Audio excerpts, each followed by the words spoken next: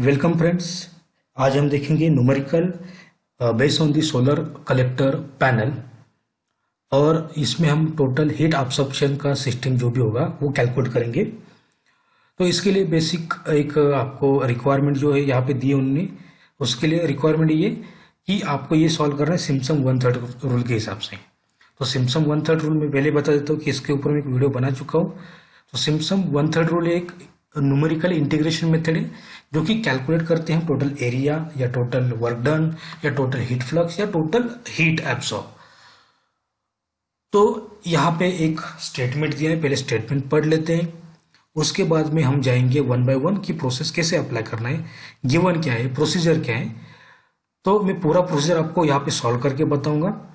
तो पहले मैं यहाँ पे पढ़ लेता हूँ कि स्टेटमेंट क्या है। तो स्टेटमेंट ये है, measurement of heat flux Q small Q at the surface of solar collector estimate the total heat absorbed by 2 into 10 raised to 5 centimetre square. यहाँ पे बोला है कि collector panel during 14 hours period. ये हो गया आपका एरिया। यहाँ पे बोला टाइम, ये टाइम यहाँ पे टेबल में दिया है 0 to 14 आवर्स में दिया है।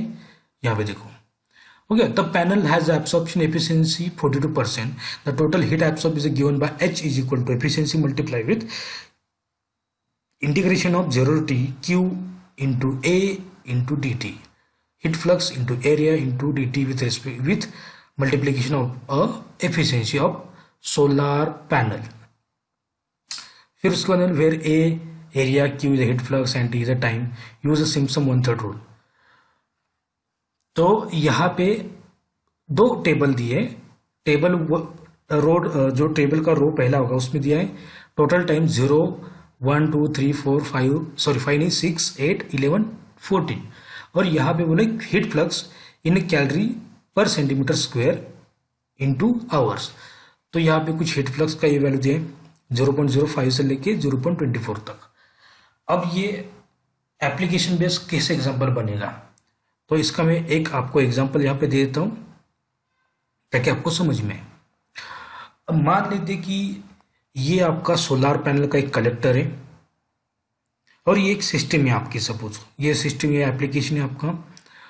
तो जैसे यहाँ से आपका जो भी सन, यहाँ से जो भी सोलार पावर आएगा वो यहाँ पे जाके क्या करेगा, ये कलेक्टर जो भी है इसका एरिया जो है 2 into 10⁵ सेंटीमीटर स्क्वायर।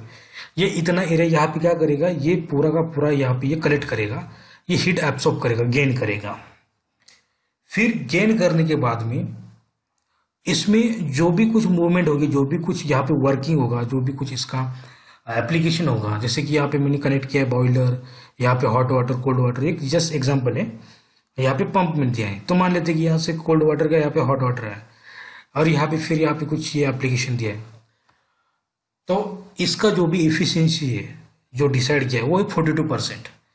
तो मुझे वो जितना भी हीट एब्सॉर्ब करेगा ये यहाँ से यहाँ तक, और जो मुझे आउटपुट में मिलेगा टोटल हीट एब्सॉर्ब वो कितना होगा एक्चुअली। तो मुझे वो हीट एब्सॉर्ब जो भी आएगा वो कैलकुलेट करना है टोटल एरिया के लिए और टोटल एफिशिएंसी के हिसाब से, ठीक है। तो मैं यहाँ पे जाऊंगा, यहाँ पे मुझे गिवन क्या दिया ये, और यहाँ पे ये गिवन दिया मतलब टाइम और क्यू। तो इसके ऊपर से मैं यहाँ पे कैलकुलेट करूंगा। उसके लिए यहाँ पे कुछ रिलेशन दिया है। तो रिलेशन ये है कि टोटल हीट एब्सॉर्ब जो भी होगा वो होगा H इज इक्वल टू ये वाला रिलेशन, मतलब efficiency multiply with Q into area with respect to dt और derivative with respect to time. ये हो गया। नाउ अभी यहाँ पे एफिशिएंसी दिया है 42% ये, तो इसको मैं यहाँ पे डिवाइड कर लूंगा 100 से, तो ये हो जाएगा 0.42। एरिया यहाँ पे मैंने लिख लिया total collector panel of area 2 into 10⁵ centimetre square. यहाँ पे कोई कन्वर्जन नहीं है क्योंकि ये ऑलरेडी सेंटीमीटर स्क्वायर में ये भी सेम है। ओके, उसके बाद में बोला यहाँ की कि H इज इक्वल टू, तो इसको मैंने यहाँ पे क्या किया, गवर्न किया है। कैसे किया, ये वैल्यू यहाँ पे पुट कर दी मैंने 0.42 मल्टीप्लाई विथ एरिया की वैल्यू 2 into 10⁵ और क्यू को मैंने इंटीग्रेशन के उस साइड ही रख दिया। ओके, अब ये हो गया आपका फाइनल गवर्निंग इक्वेशन। अभी इसी को मुझे सॉल्व करके ये वैल्यू निकालना है Q1 Q2 Q3 और ये final total heat absorb H। Now अभी प्रोसीजर क्या है, पहले प्रोसीजर पढ़ लेते हैं। Procedure calculate step size h जो यहाँ पे मैंने दिए, फिर calculate heat absorb for each step size जो मैं यहाँ पे दे दूंगा और यहाँ पे निकालूंगा, और उसके बाद में calculate total heat absorb Q is equal to Q1 plus Q2 plus Q3, इसका समेशन यहाँ पे आएगा। हो गया। अब हम चलते हैं नंबर ऑफ स्टेप साइज के ऊपर। उसके पहले ये टेबल जो दिया है यहाँ पे, ये टेबल यहाँ पे मैं फिलअप कर लूंगा जो जो वैल्यू दी है, उसके बाद में ये सॉल्व करके दिखाऊंगा। ओके, तो चलिए चलते हैं। T0 से लेता हूँ मैं 0 1 2 3 4 6 8 11 एंड 14। हो गया। यहाँ पे मैं पूरा का पूरा लिख लेता हूँ जैसे वैसे। 0.05, फिर 1.72, फिर 5.23, फिर 6.38, फिर 7.86, next 8.05, 8.03, 5.82 and last 0.24. Okay, now finish. So यहाँ पे अब क्या है, देखो इसमें जो टी का डिफरेंस है, मतलब अपना टाइम का, वो देखो पहले 0 to 1 1, 1 to 2 1 का डिफरेंस, 2 to 3 1 का डिफरेंस, 3 to 4 1 का डिफरेंस।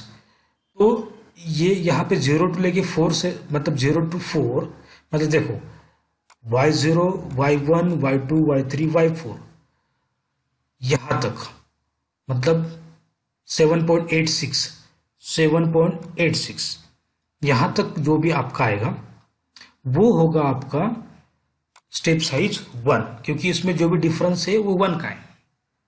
ये थोड़ा ट्रिकी एग्जांपल है। उसके बाद में इसलिए मैंने ये यहाँ पे ब्लू कलर में जो दिखाए हैं, ये वैल्यू है आपकी पहले एच की, ओके 1 की। अभी सेकंड में जाऊंगा मैं यहाँ पे 4 to 6, 6 to 8, मतलब 4 से लेके 6 तक 2 का डिफरेंस है, 6 से लेके 8 के 2 का डिफरेंस है, लेकिन 8 से लेके 11 का 3 का है। तो मैं 4 से वापस ले लूंगा, तो 4 मतलब कौन सा है, 7.86 यहाँ से यहाँ तक, तो ये हो जाएगा यहाँ तक। तो इसको मैंने मेंशन किया कि ये एज अ वर्क करेगा Q2 के लिए y0, ये y1, ये y2, और ये वर्क करेगा Q1 के लिए y0 y1 y2 y3 y4। तो यहाँ पे डिफरेंस कितना, यहाँ से यहाँ तक ये होगा डिफरेंस 2 का। और नेक्स्ट वैल्यू है 8 to 11 3 का डिफरेंस है, 11 to 14 3 का डिफरेंस है। तो 8 नंबर मतलब 8.03 को मैंने यहाँ पे मेंशन किया y0, फिर इसको मैंने y1 किया, और लास्ट को मैंने y2 एज अ yn यहाँ पे मेंशन किया। तो इसीलिए मैंने यहाँ पे ये 3 कॉलम बना के रखे ताकि आपको समझ में आए। तो ये डिफरेंस होगा 3 का, तो मैंने यहाँ पे 3 लिख दिया। हो गया। अब ये सॉल्व किसे करना है, तो सॉल्व करने के लिए यहाँ पे मैंने फॉर्मूला दिया है एक, कि न्यूमेरिकल इंटीग्रेशन का जो भी सिम्पसन 1/3 का जो भी फॉर्मूला है वो है Q is equal to h/3 y0 plus yn, मतलब समेशन ऑफ इनिशियल और final value plus 4 into summation of odd term plus 2 multiply with summation of even term. तो 4 के लिए ऑड टर्म और 2 के लिए इवन टर्म। तो पहले यहाँ पे इक्वेशन जब भी आप सॉल्व करोगे तो आपको देखना पड़ेगा कि कौन कौन से टर्म आपके इसमें इवन और ऑड है। तो देखो यहाँ पे h/3, ये तो ऑर्डर में यहाँ पे 1/3 ले लूंगा, y0 मतलब ये, और ये yn मतलब ये लास्ट का टर्म, फिर 4 multiply odd term, odd term मतलब कौन सा y1 एंड y3, और सम ऑफ इवन टर्म। अभी इवन टर्म सिर्फ y2 आएगा, y4 नहीं आएगा ऑलरेडी, क्योंकि मैंने यहाँ पे ले लिए हैं। यहाँ पे अप्लाई करूंगा इज इक्वल टू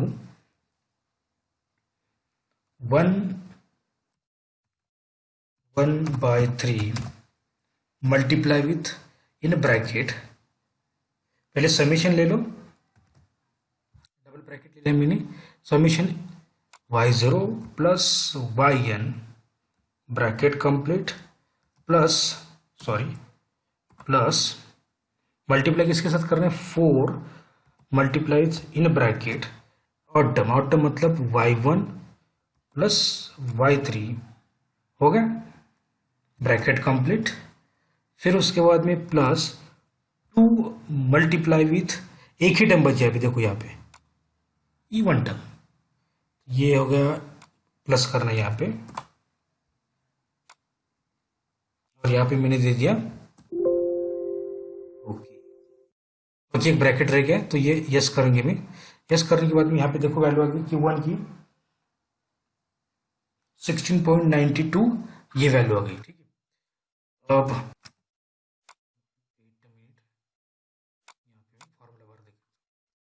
ये हो गया। अब नेक्स्ट इसमें हम जाएंगे Q2।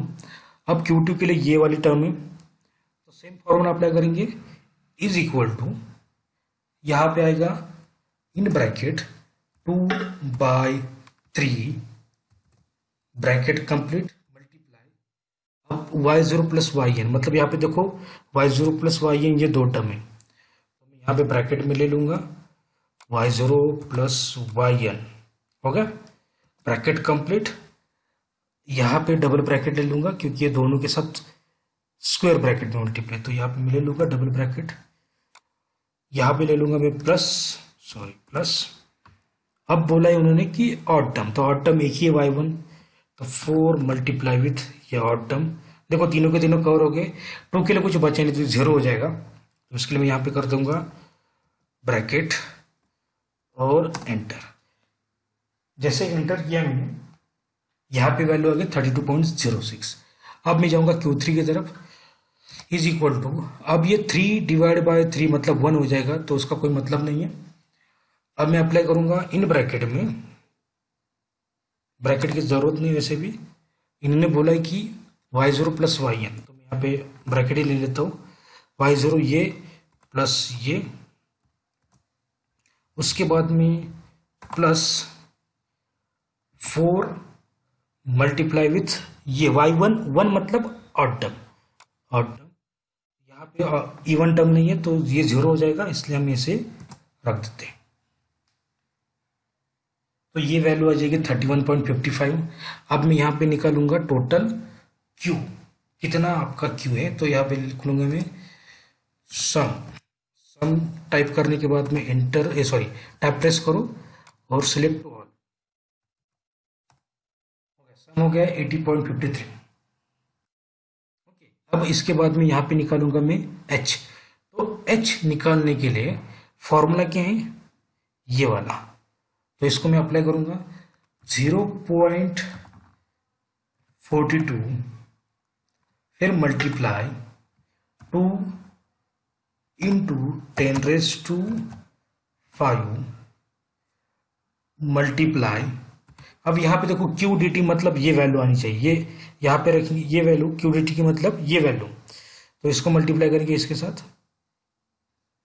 ओके, यहाँ पे इज इक्वल टू देना बाकी है, इसके बाद में ये वैल्यू और एंटर। जैसे मैंने एंटर किया तो यहाँ पे वैल्यू आ गई ये, और वैल्यू है 67,64,800, ये कैलोरी में, तो मुझे किलो कैलोरी में लेना पड़ेगा, तो इसके लिए मैं क्या करूंगा, is equal to this plus divide by, अब किलो में करना पड़ेगा तो 1000 लेना पड़ेगा, तो ये वैल्यू आ गई 6764.8 किलो कैलोरी। तो इस एप्लीकेशन के हिसाब से जब भी हम सोलर कलेक्टर पे 42% के हिसाब से, जो उसका रेटिंग है 42% के हिसाब से जो भी एफिशिएंसी होगा, और उसका एरिया 2 × 10⁵ होगा, तो उस टाइम पे जो भी कुछ हीट फ्लक्स का रेंज दिया है यहाँ पे ये वाला, तो 14 आवर्स में हीट एब्जॉर्ब करेगा, वो होगा 6764.8 किलो कैलोरी इतना। तो इसी के साथ ये न्यूमेरिकल खत्म होता है। अगर न्यूमेरिकल अच्छा लगे, वीडियो अच्छा लगे तो शेयर करो, लाइक करो और सब्सक्राइब करो, और अगर कुछ डाउट है तो कमेंट बॉक्स में आप कमेंट कर सकते हो। Thank you.